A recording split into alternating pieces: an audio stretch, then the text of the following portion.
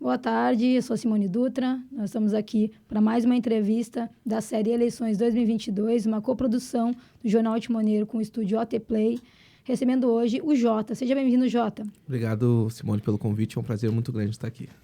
Jota, eu tenho anotadinho aqui, lembrando que a gente vai conversar cerca de 20 minutos com candidatos, nossa redação está aberta, é um papo rápido, com o tempo igual para todo mundo, tentando levar aí informação, né, da forma mais democrática possível para a população canoense e região. Jonas, que concorre a deputado estadual pela Cidadania, tem 25 anos. É estudante de políticas públicas na URGS e se considera de direita liberal. Hoje, o candidato leva as bandeiras do ambientalismo acessível, da família e da negritude. Para começar, Jota, para quem não te conhece, te apresenta, conta a tua história, como é que tu chegou até aqui. Na verdade, eu já atuo na política há alguns anos, né? Já comecei trabalhando dentro da Assembleia Legislativa, mas de forma concomitante também estava muito envolvido com os movimentos que já estavam envolvidos com o debate público e político no Brasil, né? Passei pelo Ranking dos Políticos, que é uma iniciativa muito bacana que avalia o desempenho dos parlamentares naquilo que gera possíveis práticas de corrupção, né? Outras formas de poupança de dinheiro público, etc. Né? Estive envolvido nessa situação, também estive ligado ao Movimento Livres, né? Ajudei a fundar a setorial antirracista do Movimento Livres. Né? Após isso, fui convidado a ingressar na Assembleia Legislativa como assessor parlamentar, fiquei lá dos últimos 4 anos e a partir disso me sinto totalmente apto agora a encarar esse novo desafio, assumindo uma cadeira para representar o povo gaúcho no parlamento.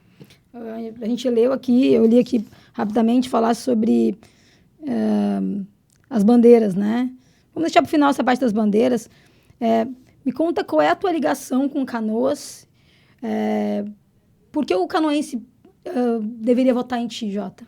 Na verdade, eu tenho uma ligação com Canoas muito forte naquilo que gera a parte da cultura e do lazer, né? Eu acredito que Canoas tem um setor muito importante na área de entretenimento dentro do Rio Grande do Sul, principalmente dentro da região metropolitana, né? Então eu sou um cara jovem ainda, né? Mas eu vivi grande parte da minha vida, né, ligada a uma questão de entretenimento aqui na cidade.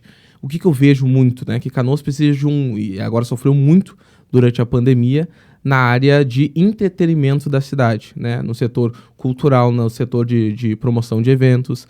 E eu acredito que ter um parlamentar que lute pelos interesses desses setores tão afetados nos últimos anos e tão despreocupado pelo poder público, principalmente por parte dos políticos, sem qualquer representação fortemente atuante em defesa da desburocratização do setor, da livre atuação desse setor, é fundamental. Então é isso que a gente pretende estar levando aqui para a cidade de Canoas, está trazendo aqui para a cidade de Canoas nos próximos dias de eleição. Perfeito. Jota, quais são os principais problemas que tu enxerga na cidade de Canoas hoje? Assim, a gente vê a questão da saúde, que está muito urgente.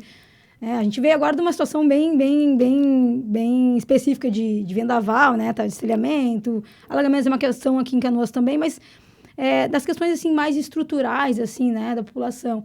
Educação, saúde, né? A gente teve uma série de problemas aí envolvendo a saúde. A questão da Refap. O que tu vê como mais urgente aqui, com um olhar mais apurado para Canoas? Na verdade, tu trouxeste bem essa resposta, né? Porque como nós estamos atuando com a questão ambiental, né? Dos nossos principais compromissos é justamente a questão ambiental, né? E quando a gente trata sobre isso, o nosso principal papel da nossa candidatura é tentar desmistificar essa ideia que sempre trazem, que o ambientalista é aquele que se preocupa com abraçar árvores ou se preocupar com a extinção da foca monge do Havaí, né? Então Canoas nos propiciou uma forma de debate muito positiva nesse sentido, de buscar, a partir dos difíceis cenários que nós estamos vendo, principalmente no cenário de alagamentos, no cenário de inundações, no cenário de deslizamento de terras, no cenário dos apagões também constantes de luz, de mostrar para a população, de dizer que isso aí, todas essas questões que chegam no nosso cotidiano e acabam atrapalhando a nossa rotina, também envolvem a questão ambiental. E que é importante que nós tenhamos uma voz política atuando em defesa disso e, consequentemente, auxiliando até mesmo na geração de empregos e oportunidades para a cidade. Existe né? um debate bem grande, né, acerca da questão desse meio ambiental aqui, né, de Canoas. Sim, Né? ultimamente teve até uma situação bem complicada, né, que de certa forma eu encaro como uma situação totalmente desnecessária, né, naquele conflito de instalação de empresa, né, de preservação ambiental, quando na verdade nós podemos fazer os dois, né. A gente gravou um podcast aqui também acerca desse assunto, fica a dica aí para quem quiser assistir o nosso estúdio, o canal do Estúdio AT Play no YouTube. Jota, a gente falou ali no começo sobre as bandeiras que tu levanta, né? Me chamou a atenção aqui a questão da família, né? É uma bandeira que a gente vê que tem muita gente que levanta, mas às vezes com olhares diferentes. Tratando dessa pauta em específico, a gente pode falar das outras depois, né? Você já falou do ambientalismo, depois a gente pode falar da negritude, que eu acredito que seja uma bandeira bem forte tua, né? Da família, o que tu quer dizer com isso? Como é que tu enxerga a tua atuação nesse sentido? Simone, da mesma forma que nós tentamos desmistificar a questão do meio ambiente, nós queremos também desmistificar a questão da família. O que a gente vê hoje? Que de um lado tem um grupo político que encara a família como algo que impede a sua progressão, né? Que a galera mais de esquerda que acredita que os valores da família são sempre aqueles mais ligados a preconceito sexual, né? Atribuem necessariamente uma questão de gênero. Eu sempre gosto de dizer o seguinte, que a defesa da família que nós gostaríamos de trazer para debate não é essa defesa da família que se preocupa com quem você se deita, mas sim com os valores com os quais você levanta. Então, a partir do momento que nós olhamos para famílias, principalmente para as famílias periféricas, que é o olhar da nossa campanha, nós podemos perceber que lares desestruturados, eles tendem a gerar externalidades muito fortes, não somente para as crianças e para os adolescentes, mas também para a sociedade como um todo, né? Então, a partir do momento que você tem um lar que, de certa forma, ele não se encontra, seja com a presença paterna, não necessariamente da figura, né, do homem em si, né, com essa visão patriarcal, mas sim daquilo que ele representa, né, os valores que a família representa. O que são esses valores familiares que hoje estão totalmente vazios do debate público? O amor, o perdão, a paixão, né, a decepção, a como lidar com esses sentimentos, né, a como lidar com as derrotas, com as vitórias, né, o respeito ao próximo. Então, são todos valores familiares que hoje eles são totalmente difundidos de forma errônea e equivocada por ambos os lados, né? Quando a gente fala sobre família, é sempre uma questão, né? Sim, é verdade, né? A gente vê bastante esse termo sendo usado por candidatos ou por partidos, pessoas que representam partidos que tem um segmento específico, né? Geralmente ligado a alguma coisa religiosa, né? E aí me chamou a atenção isso nesse teu perfil aqui. E a questão também da negritude, que eu acredito que seja uma pauta que hoje também tem ligação com essa questão da família, né? Porque a gente está falando de população, a gente está falando de gente, né? Sim. Como é que tu coloca isso dentro da tua plataforma de campanha, vamos dizer assim? Sim. A gente costumava trabalhar com o nosso lar, né? A gente chamava de nosso lar. Que diante do totalmente descaso e afastamento que a população está atualmente de diversos setores, principalmente da crise econômica, institucional, né, social, cultural que o país se encontra, é necessário que a gente volte para casa. Então essa é a nossa narrativa de campanha. E a partir daí haveriam duas casas, né? O nosso planeta, que seria a maior delas, e a menor delas, que seria a nossa família. Então a nossa visão da questão racial justamente busca atuar na questão familiar.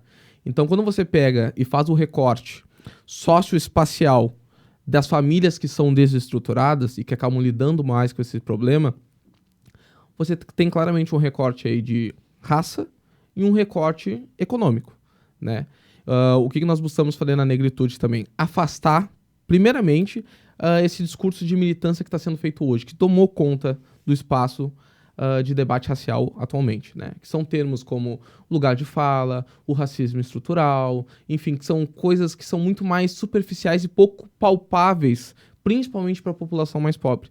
E a partir daí nós buscamos realmente enfrentar aqueles que são os reais problemas das pessoas negras, né? E volto a trazer para a minha pauta, que é a questão ambiental, a ausência de saneamento, que também é um problema que é muito grande aqui em Canoas, a dificuldade para acessar bens e alimentos, né, com valor acessível, né, bens e serviços de valor acessível. Então, a partir daí, a partir de uma visão ambiental, dos problemas ambientais, é possível com que nós atinjamos o objetivo do cotidiano da população negra e mais pobre, né? E também, de certa forma, se afastar dessa ideia que, para falar sobre a questão racial, nós devemos nos limitar a questões acadêmicas, né? Ou que outras pessoas, por sua cor, por sua questão econômica, não possam discutir o problema racial no Brasil, né? Então, em vez de focar exclusivamente em debater o racismo, bom, vamos debater aquilo que realmente aflige o cotidiano das pessoas negras mais pobres, né? Que certamente elas não estão preocupadas com termos como levar nas coxas, como chamou de mulata, isso é racismo ou não é racismo, né? Eu acho que o discurso se perde por ele mesmo. Exatamente, eu acho que o discurso ele acaba sendo esvaziando os reais problemas da população. Entendi. Jota, tu és um estudante da universidade pública, né? Foi difícil para ti? E aí a gente entra nessa questão, acho que dá pra gente fazer um link com isso que tu estava falando agora, porque também já é outra questão que se fala bastante, né? Da questão das cotas, ou como é difícil chegar na universidade pública. Claro, nem todos os negros são pobres, né? Quando a gente traz, a gente tem que fazer essa... E a gente vê os negros na universidade pública e diz, olha só, chegou lá, então como é que será que ele conseguiu chegar lá? Nem sempre, né? Ele passa por uma dificuldade, né, de educação, ou né, familiar ali, ou financeira para chegar até ali. Mas como é que foi a tua história ligada à URGS e quanto tu acha que essa ligação com os estudantes da URGS pode te ajudar nessa eleição? Na verdade, eu acredito que eu possa representar uma maioria silenciosa que existe dentro da universidade. Até ontem estavam acontecendo as eleições para o DCE da URGS. E todo mundo que tem qualquer tipo de convivência com o ambiente universitário sabe que essa disputa por diretórios acadêmicos é geralmente uma disputa de ego em que os interesses dos estudantes ficam muito atrás de interesses políticos partidários, de pessoas que investem nessas chapas e têm na universidade currais eleitorais, de pessoas que querem se projetar politicamente em vez de focar no real interesse urgente dos estudantes. Então é muito complexo o ambiente acadêmico, né? Então, na verdade, eu acredito que existe uma maioria silenciosa que ainda insiste em ver a universidade como local de estudo, como lugar de produção acadêmica, como lugar de discussão de pluralidade de ideias. Como você deve ter percebido, eu sou um cara mais à direita, né, do debate. E dentro das universidades públicas, isso basicamente é silenciado, né? Ou pelo menos eles tentam fazer com que isso aconteça, né? A partir de diversos mecanismos, né? Exclusão social, né? Dificuldade até por questões de preocupação física até, né, de acessar alguns espaços. Então, o ambiente acadêmico, ele busca... eu acredito que tem muitas pessoas dentro do ambiente acadêmico que buscam esse tipo de representação.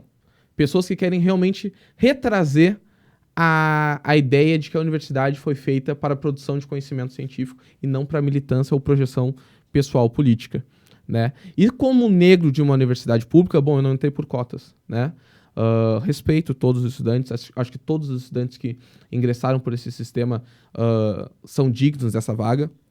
Mas, por exemplo, vou te trazer um exemplo prático. O que eu venho notado? Que muitas vezes esses estudantes, quando são ingressos de universidade pública, então, antigamente as pessoas tinham essa mesma noção que tu trouxeste, né? Pô, que bacana, um negro que chegou até uma universidade pública. Hoje eu vejo que o mercado de trabalho recebe esses negros com mais desconfiança. Eu não estou dizendo que essa desconfiança ela é válida ou não, mas essa é a realidade. Então, em vez de você olhar para um negro e reconhecer ele pelo seu esforço individual, você olha e já diz, mas entrou, mas por cota, né? Ou seja, vem as cotas raciais com uma certa facilitação desse processo de ingresso, né? Então, eu acredito, não sei quanto tempo a gente tem para poder entrar nesse assunto, né? Mas eu não sou favorável ao sistema de cotas. Entendi. Colocaste aqui também... E já é uma das coisas que a gente vê bastante em pessoas que são do Partido Cidadania, a questão do liberal. O que seria isso dentro da tua visão e da tua prática enquanto política? Eu acho que o liberalismo ele trabalha muito com uma visão sobre o papel do Estado, né? Qual deve ser o papel do Estado diante de um cenário como o Brasil, né? Eu sou contra esse liberalismo importado que a gente vê em alguns partidos, em alguns políticos, né? Esse liberalismo de que o laissez-faire, a mão invisível resolve tudo. Eu acredito que o papel do Estado é focalizar naquilo que é essencial para a população. Isto é, educação, saúde e segurança pública. Acredito que quando a gente começa a ver o Estado e encarar tudo como se fosse um direito, né, que geralmente é uma tática que muitos grupos políticos utilizam, né, dizer que isso é um direito e proibir que isso seja, de certa forma, realizado em uma parceria privada, por exemplo. Né? Então, vou dar um exemplo. A questão da Corsã. Né? A questão da Corsã que foi uma grande discussão que teve na Assembleia Legislativa nos últimos anos, acerca de chamar a iniciativa privada para auxiliar na universalização desse serviço.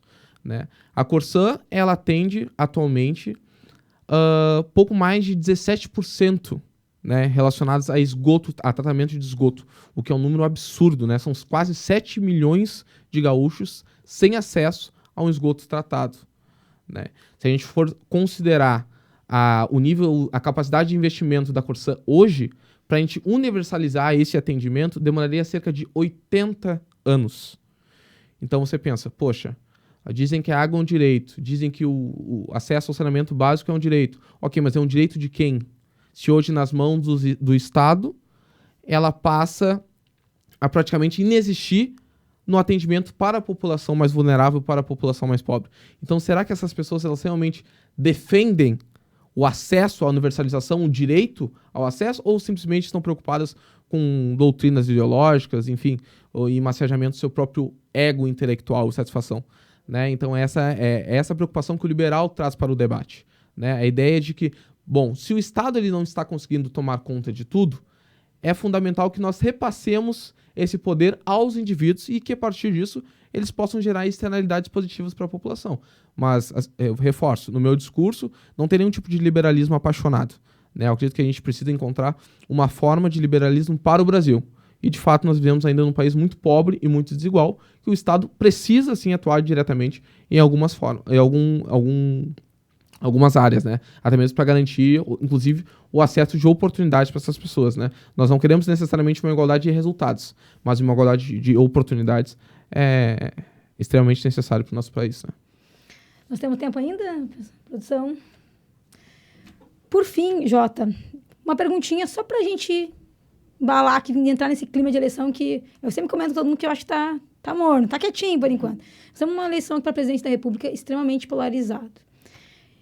O Jota, enquanto pessoa, cidadão, candidato, ou até mesmo através do seu partido, como é que enxerga esse cenário e quanto tu acha que isso pode atrapalhar, essa polarização pode atrapalhar para o olhar para os candidatos, para os demais cargos? Certamente atrapalha, isso atrapalhou desde a fundação da República, né, essa ideia de focalizar apenas nas majoritárias como expressão daquilo que nós realmente veríamos na ponta, né? Então acho que a população tem que se atentar ao papel que o parlamento tem para decidir o seu cotidiano, né? Porque querendo ou não, quem acaba representando a população, os interesses mais difusos possíveis são os parlamentares. Então a gente acaba muito mais atacando fantoches ou se preocupando com essas narrativas muito mais afastadas do nosso dia a dia do que propriamente se preocupando em eleger os melhores deputados estaduais e federais. Porque essa questão da legenda poderia atrapalhar bastante, né? Não sei se a palavra seria atrapalhar, mas podia ditar muitas coisas, né? Sim. Infelizmente o Cidadania ele optou por apoiar uma candidata que está fora dessa polarização, uma candidata que infelizmente ainda não conseguiu seu espaço na mídia, mas acredito que tem um potencial de crescimento ao longo dos próximos dias, né? E que eu, como cidadão, fico muito triste em ver o debate polarizado e totalmente esvaziado de propostas, né? Como parlamentar nesses primeiros dias de eleição, eu já venho vindo às ruas e as pessoas perguntam, você é Lula e Bolsonaro, ou seja, não se preocupam mais com as propostas, se preocupam por quem eu sou apaixonado, né? E a resposta que eu dei pra eles, olha, eu sou apaixonado pela minha mulher, eu sou casado. Se você quer saber por quem eu sou apaixonado, eu lhe mostro uma foto dela, o nome dela é Amanda, né? Mas se você quiser saber as minhas reais propostas pro Brasil, ou me perguntar uma proposta de Lula e uma proposta de Bolsonaro, eu tranquilamente vou te responder todas as perguntas e dizer qual eu sou favorável e qual eu sou contrário. Mas me perguntar qual eu prefiro, azul ou vermelho... Virou Inter e Grêmio, Virou né? Inter e Grêmio. Virou futebol, né? Infelizmente. Virou uma guerra. Bom, nós vamos finalizando aqui nosso tempo de 20 minutos, mais ou menos. Jota, foi um prazer te conhecer, né? As tuas ideias também. A gente vai deixar convite aí para quem quiser olhar. Tanto essa entrevista como as demais entrevistas da série Eleições 2022 no canal Estúdio AT Play, do Jornal Timoneiro, no YouTube. Eu te desejo uma boa sorte na tua caminhada. Foi um prazer te receber aqui. Volte outras vezes. E é isso. Muito obrigada.